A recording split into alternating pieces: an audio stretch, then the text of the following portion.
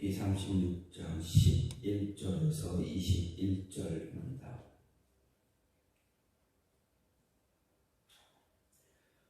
만일 그들이 순종하여 섬기면 형통한 날을 보내며 즐거운 해를 지낼 것이요, 만일 그들이 순종하지 아니하면 칼에 망하며 지식 없이 죽을 것이니라.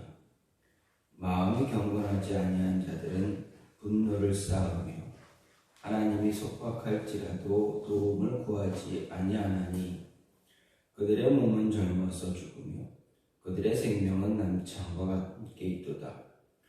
하나님은 공고한 자를 그 공고에서 구원하시며 학대당할 즈음에 그의 귀를 여시나니, 그러므로 하나님이 그들을 환난에서 이끌어내사 좁지 않고 넉넉한 곳으로 옮기려 하셨은즉 무릇 그대의 상에는 기름진 것이 누이리라. 이제는 악인의 받을 벌이 그대에게 가득하였고 심판과 정의가 그대를 잡았나니 그대는 분노하지 않도록 조심하며 많은 뇌물이 그대를 그릇된 길로 가게 할까 조심하라. 그대의 부르짖음이나 그대의 능력이 어찌 능히 그대가 곤고한 가운데에서 그대를 유익하게 하겠느냐. 그대는 밤을 사모하지 말라. 인생들이 밤에 그들이 있는 곳에서 끌려가리라. 삼가 악으로 치우치지 말라. 그대가 환난보다 이것을 택하였느니라. 아멘. 오늘 말씀 욥기 36장 11절에서 21절 말씀입니다. 오늘 말씀은 욥을 향해서 하나님의 하나님께서 회개를 주신 그 기회 여부를, 그 은혜를 멸시하지 말라라는 것이 엘리후의 이야기입니다. 마지막 네 번째 변론 가운데 한 부분으로 이제 하나님이 회개할 수 있는 은혜를 줌에도 불구하고 그 은혜를 이제 헛되게 보내지 말고 하나님 앞에서 속히 회개하라라는 것이 엘리후의 이야기입니다.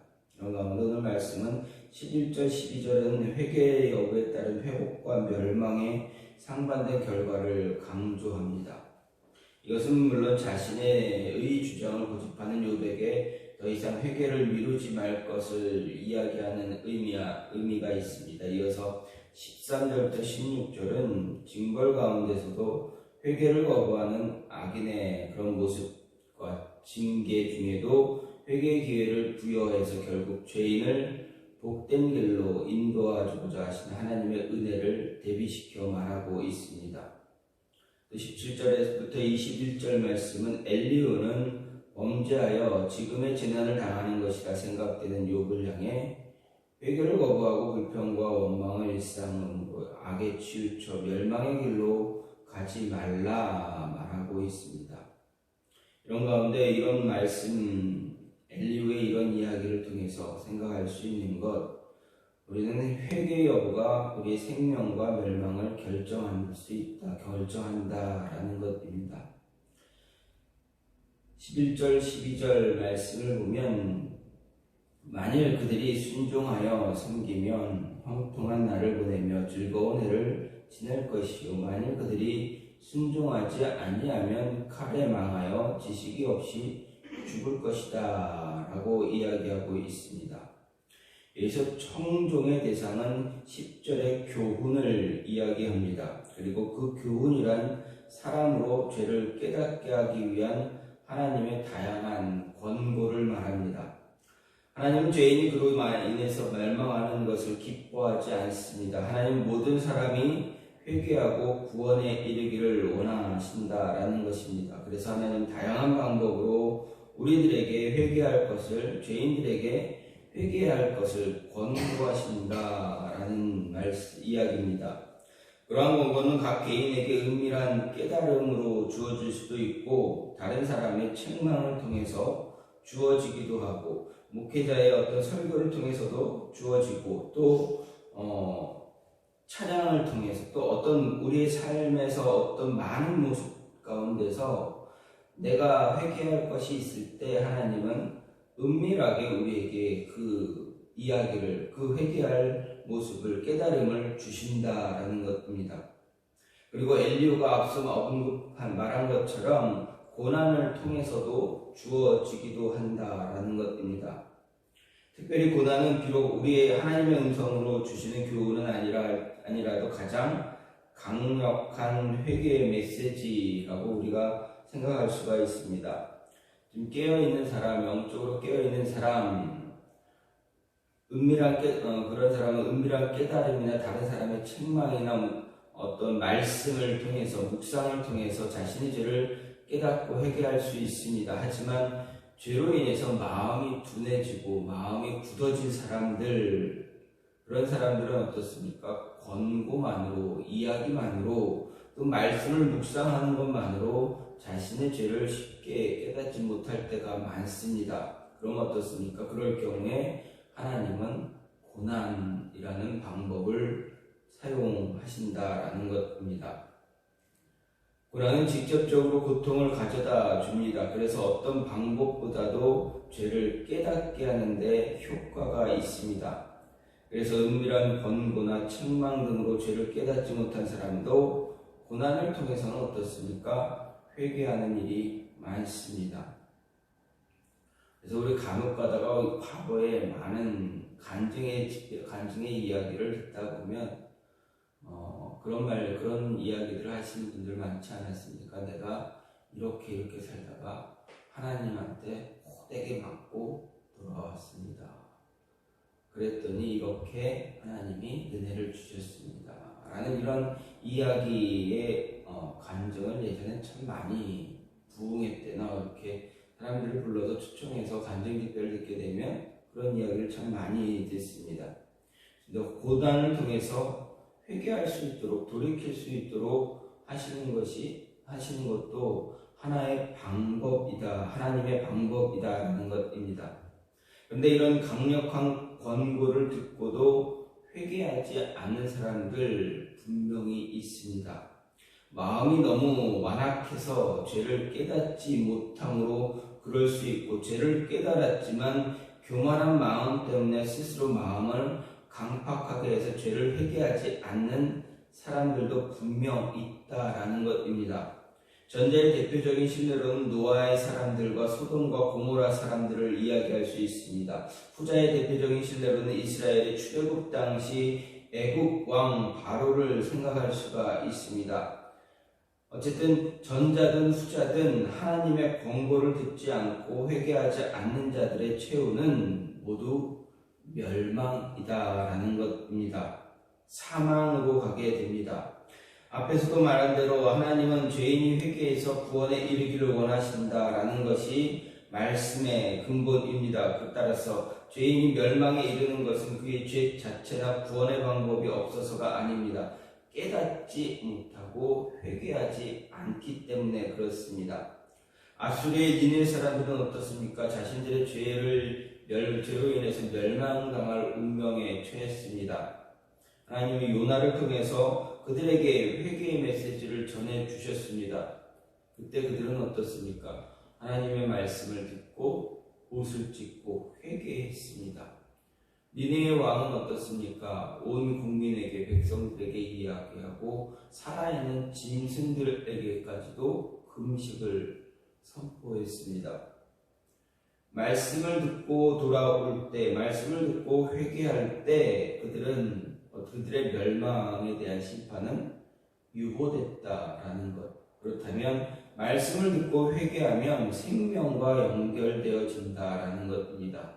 그만큼 자신의 죄에 대한 회개가 얼마나 중요한가라는 것을 이야기해 주고 있습니다. 엘리후나 욥의 친구들, 그들의 이야기들은 늘 옳은 이야기들이 많습니다. 거의 다 맞는 말들을 합니다. 하지만 욥의 상황과는 맞지 않기에 상황에 맞지 않는 말을 할 때는 조금 힘이 들거나 좀 잘못된 적용이 되어져서 어려움에 처할 수가 있습니다. 어쨌든 엘리후의 이야기 역시도 하나님 앞에서 회개하느냐 회개하지 않느냐, 그것은 사람의 우리의 회개해야 될 사람에게 생명을 줄 수 있느냐, 멸망을 줄 수 있느냐라는 것입니다.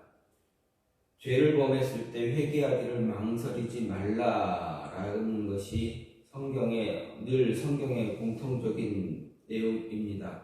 자기의 죄를 고백하고 돌이킬 수 있어야 합니다. 회개는 결코 부끄러운 일이 아니라라는 것입니다. 정말 부끄러운 일은 회개하지 않고 멸망하는 것입니다. 잘못된 길에서 나오지 못하고 빠져나오지 못하고 그저 그 자리에서 계속 머물게 되는 것입니다. 회개는 아무리 늦어도 회개하면 하나님은 그를 인도해 주신다. 생명의 길로 인도해 주신다라는 것입니다. 그래서 하나님의 말씀, 우리에게 주어지는 말씀, 우리에게 주어진 어떤 깨달음이 있다면 그때 깨달음을 가지고 하나님 앞에서 늘 기도할 줄 아는 그런 모습이 우리 안에 있어야 합니다. 또한 형식적인 신앙으로는 하나님의 진노를 피할 수가 없다라는 것을 생각할 수 있습니다.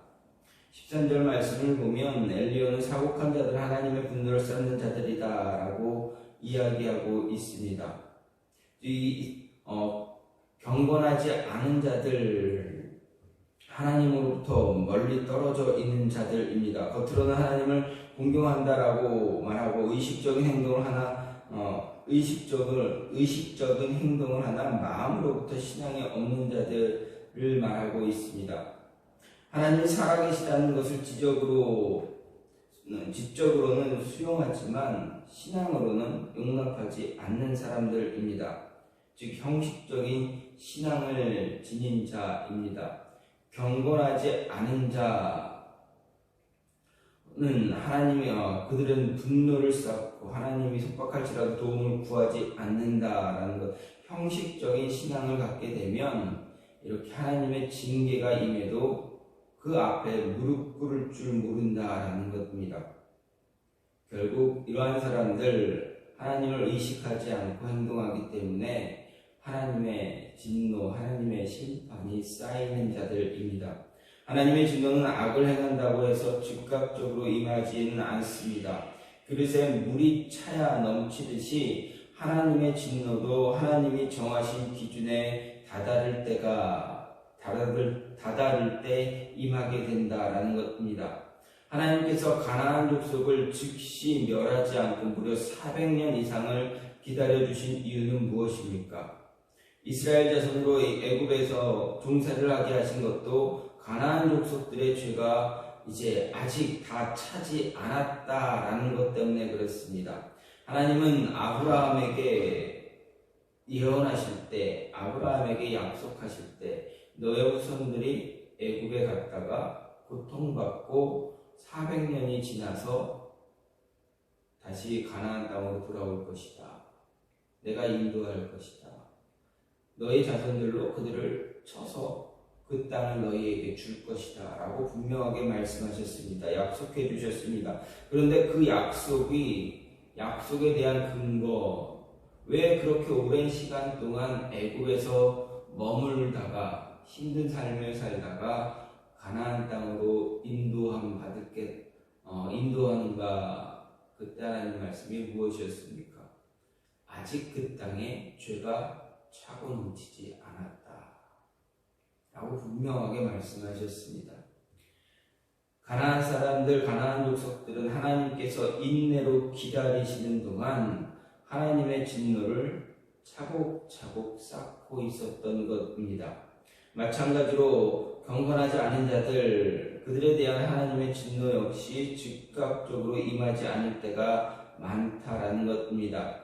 때문에 하나님의 진노가 없는 것처럼 생각하지만 사실 그들은 하나님의 진노를 하나씩 쌓고 있는 것과 마찬가지입니다.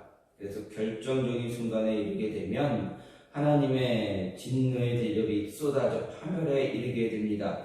구약에서는 이러한 대표적인 신뢰를 이스라엘의 초대 왕이었던 사울을 생각해 볼 수가 있습니다.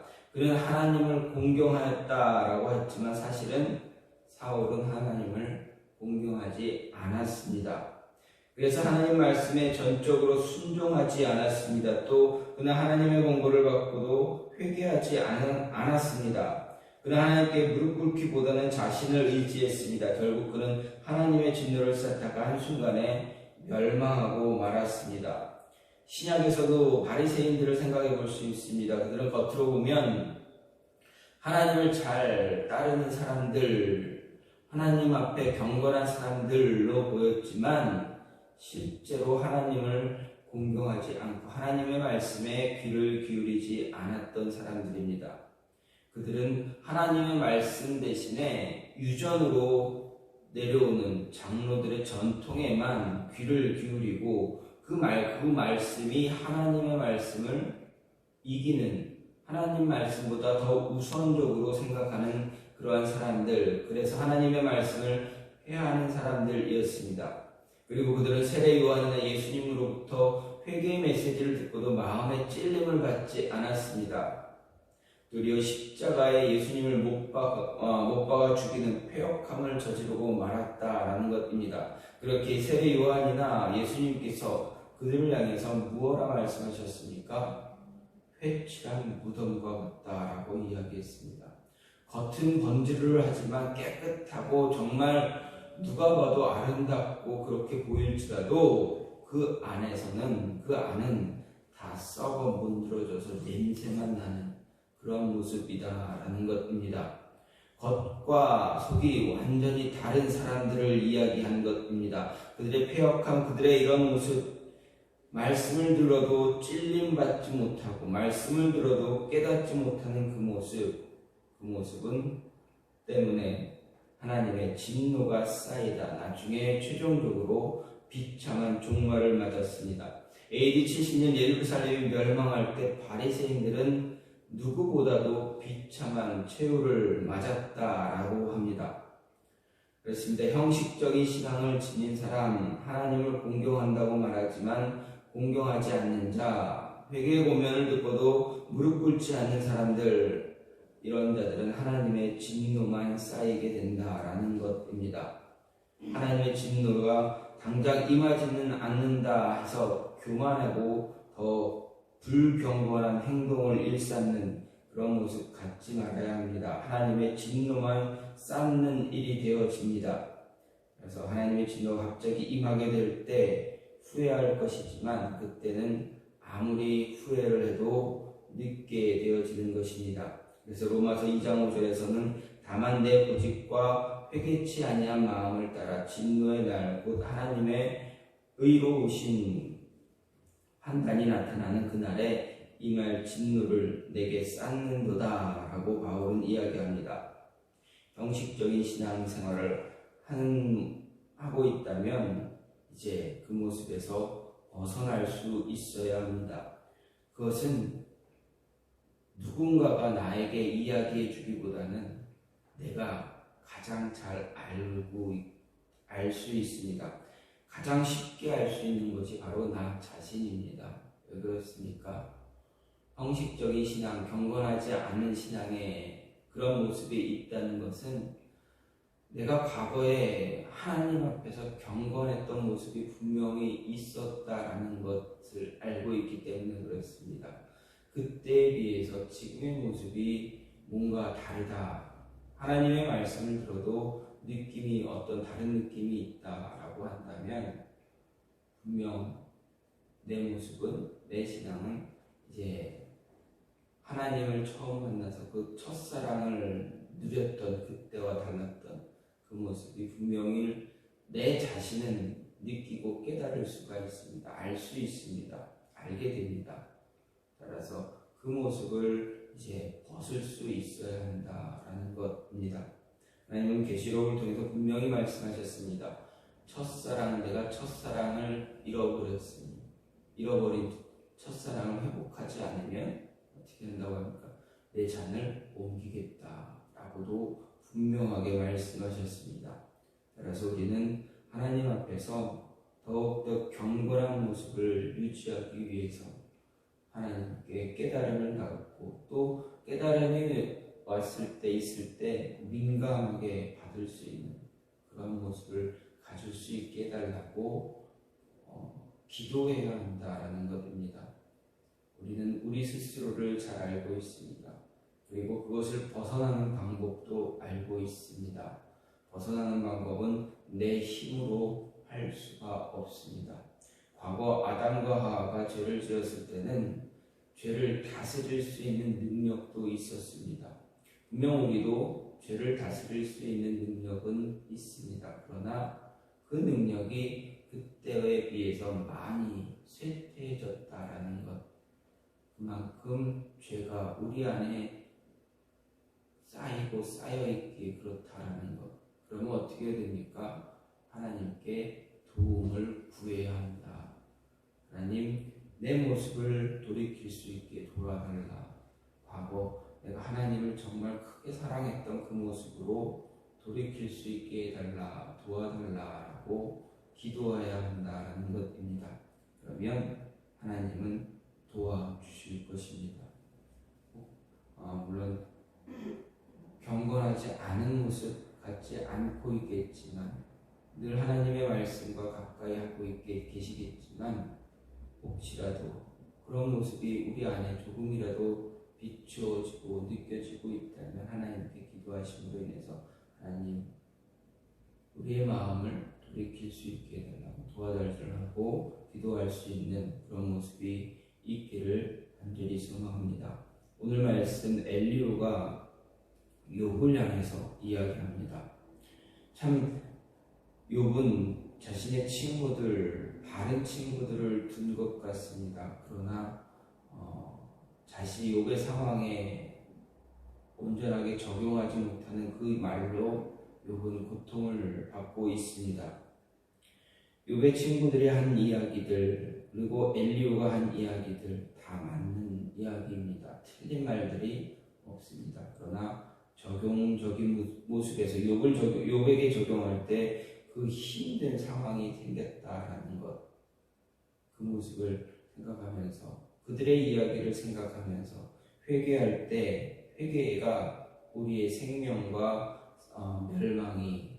멸망을 결정하고 있다라는 것 기억하시고 늘 하나님 앞에서 기도하며 하나님의 말씀을 들을 수 있는 모습 갖게 해달라고, 그리고 형식적인 모습이 내 안에 있다면 다시 예전처럼 경건한 모습으로 바꿀 수 있게 해달라고 이 시간같이 기도하시고, 그리고 교회를 위해서, 가정과 자녀들을 위해서